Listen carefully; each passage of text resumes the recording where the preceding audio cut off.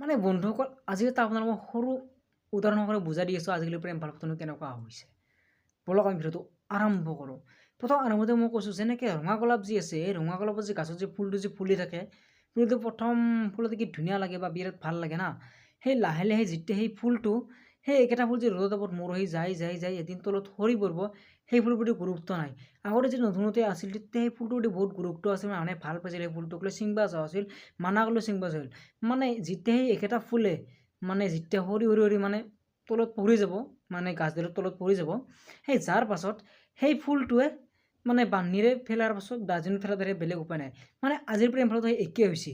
যেনেকৈ প্ৰথম আৰম্ভণি হয় প্ৰেম ভালপোৱাটো, তেতিয়া মানে এই মই যে ক'লোঁ ৰঙা গোলাপটো ফুলৰ নিচিনা মানে মানুহে আকৰ্ষণ হৈ আহে, কিন্তু প্ৰেম ভালপোৱাটো সেনেকৈ আকৰ্ষণ নহয় বাৰু। প্ৰেম ভালপোৱাটো মৰম আৰু ভালপোৱা বাঢ়ি যায়।